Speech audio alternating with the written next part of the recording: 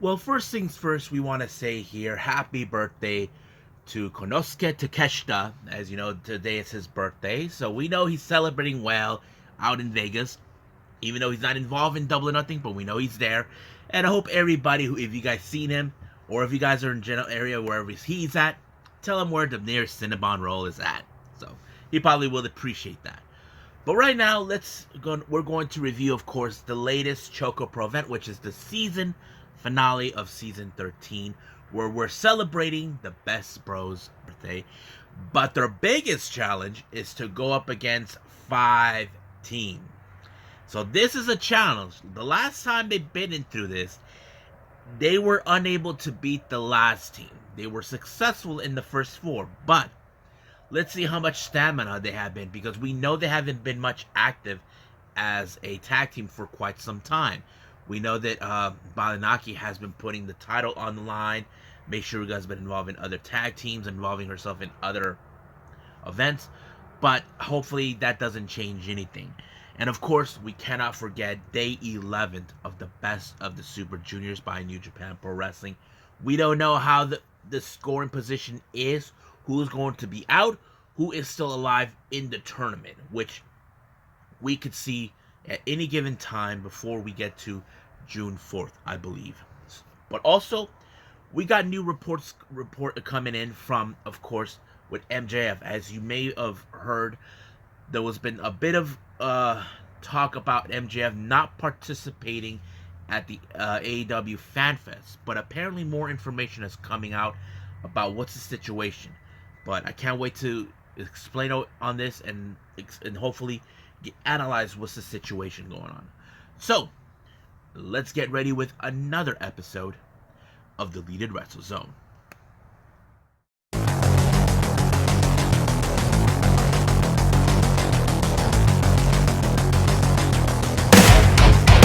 Are you ready? Get up, get up! Get up, get up! Get up, get up! Get up, get up! Get up, get up! Get up, get up!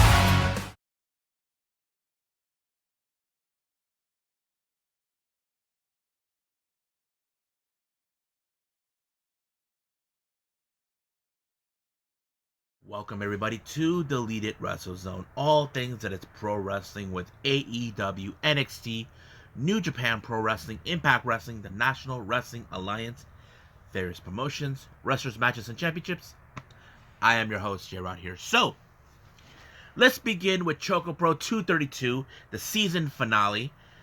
We have, of course, the Best Bros celebrating their birthday since they've been a tag team, I think, for almost, 2 years? As we know, they have been considered one of the best tag teams in ChocoPro. They defended the Asian Dream tag team titles on multiple occasions, but this year they lost those titles to CDK, who had preceded these titles in the past, but finally they successfully defeated them. But that doesn't stop them now, because as you know, they've been doing some other things going on. Balinaki is the current Super Agent champion. He has defended that title on a couple occasions. Mei Shugo, we know that she's been appearing at every independent promotion, such as Oz Academy, Heat Up, and I'm trying to remember, and don't forget, she made her appearance at Stardom on the World Climax on day 2, and not to mention, one of her biggest matches was against Azumi for the high speed title, which was one of the most amazing matches I've ever watched. But right now, let's see what happens in this match. Now, the first opponent is none other than Dragon Ninja. That's right. These guys have been faced with them before. So basically, nothing has changed. However, we know that the Best Bros are trying to put up a lot of stamina in this. But, unfortunately, Chonchito got pinned by Balinaki. It was a good match. But however, their next opponents is a much tougher team. It's none other than Yuna Mizumori and Sawada Kamen. Now, we know that Yuma is a tough competitor. She's a powerhouse. As for Sawada Kamen, we know that he has preceded the championship in the past, but had no success But this match was so insane. They tried everything in their power to pin, but however, this match ended in a time limit draw. So there was no win, no loss. But their next opponent, oh my god, is Shin Komanagi, Tokiko Kirihara, and Antonio Honda.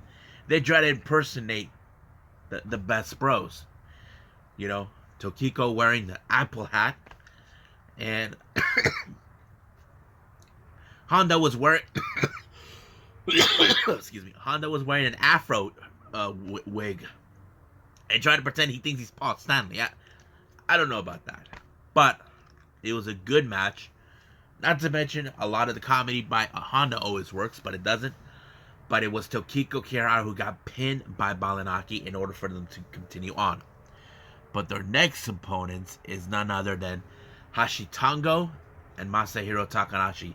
Now, this is not the first time these guys have faced each other in the past, but Mei Shiruga always has a beef with the big guy, with Hoshitango. She even tried to play mind games with them. He even bit him, for Christ's sakes. But, however, the match could have gone in Hoshitango and Masahiro Takanashi's favor. But it did not end in that fashion. It ended once again in a time limit draw. However, their next opponents is the one team that they are full of energy. We're talking about Chi Koshikawa and Shin Suzuki. Now, Chi and Mei have been teamed recently, but there always been the rivalry between these two to see who was the better high energy person. But however, in this particular match, it was Shin Suzuki who picked up the pin on Balanaki, and I think the Best Bros were in disbelief. They couldn't believe that they lost to them. I don't remember who was the last team that beat them in a gauntlet match like this. I just haven't. It's been a while, but it was insane. They can't believe it. They lost, but the show moves on.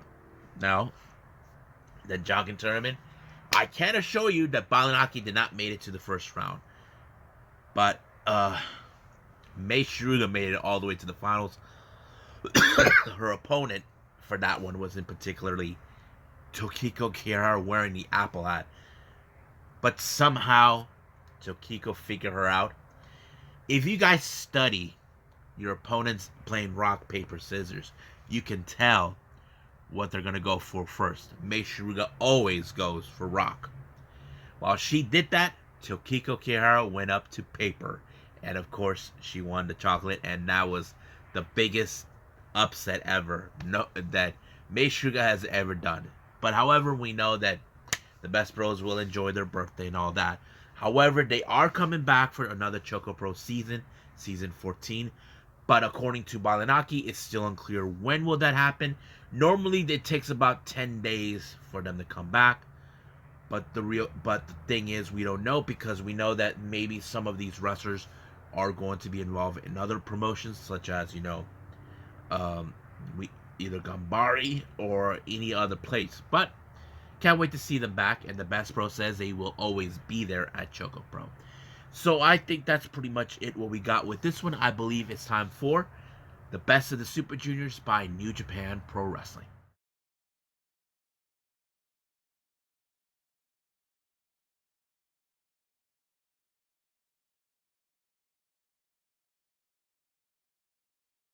Okay, so let's talk about New Japan Pro Wrestling with Best of the Super Juniors.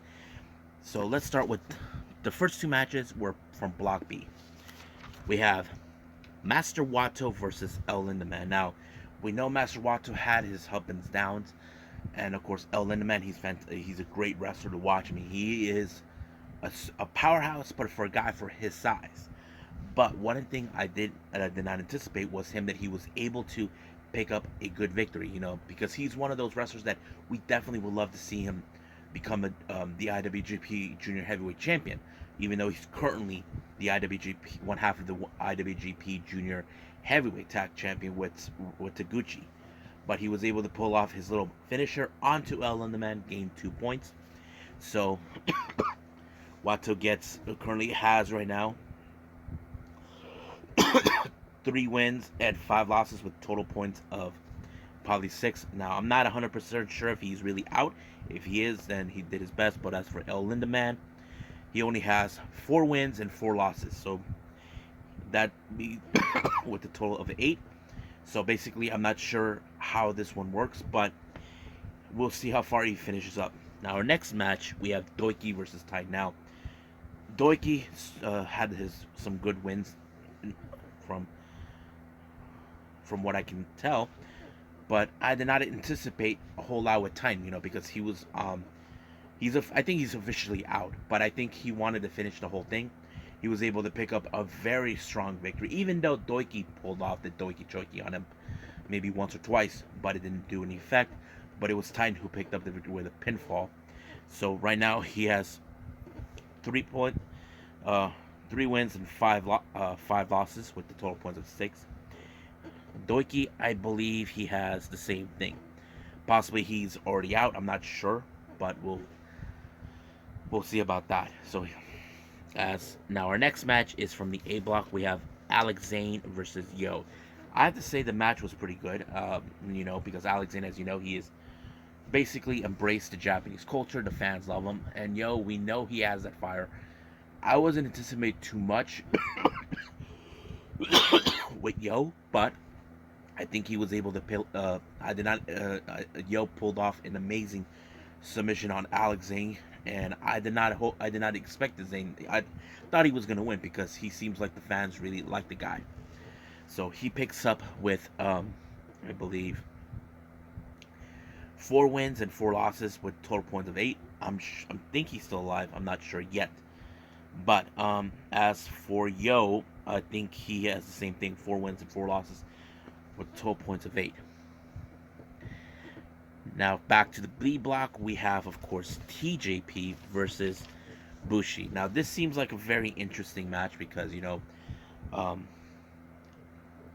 right now we have TJP with he won by applying that finisher, the submission onto Bushi, and he gained 2 points. So he has 4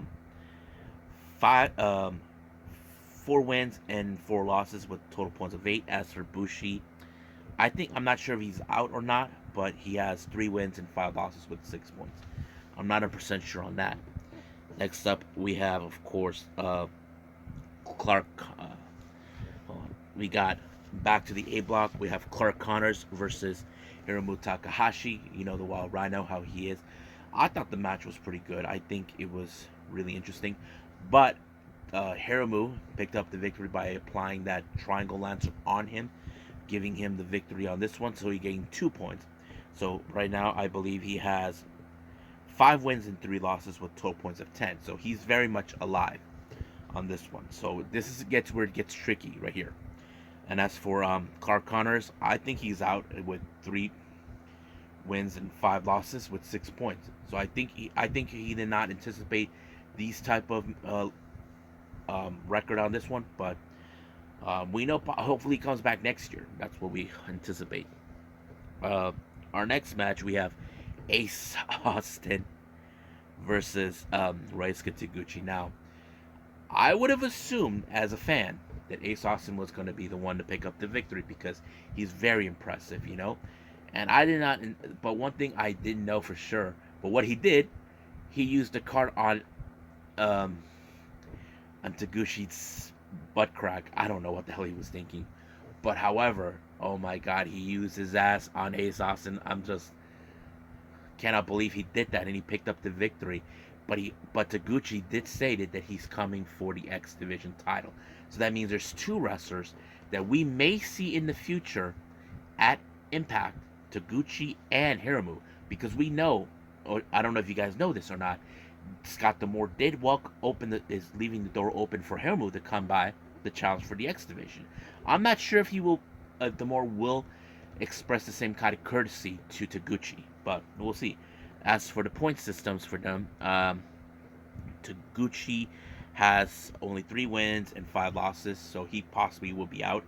As for Ace Austin, he has 5 wins and 3 losses, so he's 10. So he's very much alive. So he could still have a good can finish up on Tuesday or so. But we'll see about that. Tuesday will be the final determination of the point system, just to let everybody know. Now our next match we have from the B block, El Fantasmo versus Wheeler Yuta. This was a very different match that I anticipate, but Fantasmo has been clearly the obvious favorite of certain people, because we know that he's been tag team champion with Taiji Shimori, but in this term he could be the one guy, because it's the one title he hasn't obtained. But he did pick up a very good victory with a CR2 onto Wheeler Yuta, even disabling his arm. So he right now has 6 wins and 2 losses. So he's currently in the lead with 12 points. So basically he is safe. You must reach up to 11 points from what I understand on this part. As for Wheeler Yuta, I believe he only has 8 points. So he could still make it, or I don't know if he can still make it, but we'll see about that. He only has 4 wins and 4 losses with total points of 8. Now our next match, back to the A block, we got Sho versus Kanemaru. Now these two guys are of course very familiar. Sho, on the other hand, was being paranoid in this particular matchup. Reason is, Sho has Kanemaru in the past, last year and 3 years ago, he attacked him from behind during the Best of the Super Juniors. So basically that's what took place. However, Sho was trying to play smart. He decided to go in the backstage and attack him. But the match actually kind of went in that way. But, however, Kanemaru was able to pick up the victory by applying a submission onto Sho. And he had no other choice but to give out, apparently. But, however, Sho got what he had coming. And, of course, Kanemaru spilled his drink on him, telling him, "Here, have a drink." So right now, I believe Kanemaru only has 6 points with 3 wins and 5 losses. So that means he could be possibly out, but I have to say, beating Sho was probably the best thing. And Sho only has 8 points. So he could possibly be out right now or something. So that means he's done. Oh yeah, I forgot. Those who are now around 8 points, they're out officially. If you got 10, then there is the possibility. Now our next match, we have Francesco Akira versus Taiji Shimori. Now this was a very hard-hitting match. Now keep in mind, Taiji Shimori, he's a veteran in the game. He has done it all. However, Francesco Akira, he was the youngest in this match. As you know, he has won junior heavyweight competition in other promotions in All Japan. This was no different, but this was basically the match he needed. However, he said even if he did not win the Best of the Super Juniors, he said if he pins Taiji Shimori, at least he gets a shot. Taiji Shimori only has, I think, about 2 people that could challenge him for this title. And I forgot who they were, but yes, it could happen. But however, it did not happen that way. It was, of course, Ishimori who picked up the victory with his submission onto Francesco Akira, and it was over right from there. So right now, Ishimori he's in the lead with 12 points in his block. As for Akira, I believe he is 6 points, so that he's definitely out. So there's no way he could move forward, basically, at this point. Now, our last match, we have El Desperado versus Robbie Eagles. Now, keep in mind, these two have known each other in the past. It was Robbie Eagles who defeated El Desperado for the IWGP title last year. And, of course, it was Desperado who won that title back. So this is more like a repeat. These guys are like enemies forever. And if you guys understand that word. But, yes. But it was Robbie Eagles with the Ron Miller special that picked up a victory onto Desperado, forcing him to tap out. So I believe right now Robbie Eagles only has about 10 points. 10 points with 5 wins and 3 losses. So if he wins this coming this coming Tuesday, there is a chance there will be a tie with 10 points in certain ways, but we don't know how. This is where it gets tricky. So I'm not going to be predicting anything until we get to there. But keep in mind, Monday will not be New Japan until Tuesday. So we'll find out from there, and we'll see who's gonna get. So I believe right now it's time for some news updates.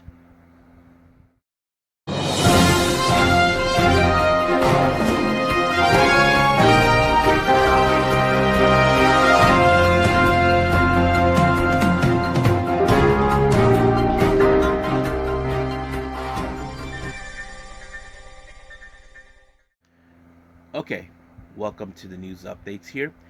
Now, you may have heard already what's been going on with MJF, where apparently MJF did show up at Double or Nothing, but he decided to isolate himself from everyone. Now, I don't know what's that all about, but it's a good thing because if he would have left, this would have been a bad sign for, um, MJF, because we know he's been frustrated with backstage with AEW backstage, and that's pretty much what I've been hearing.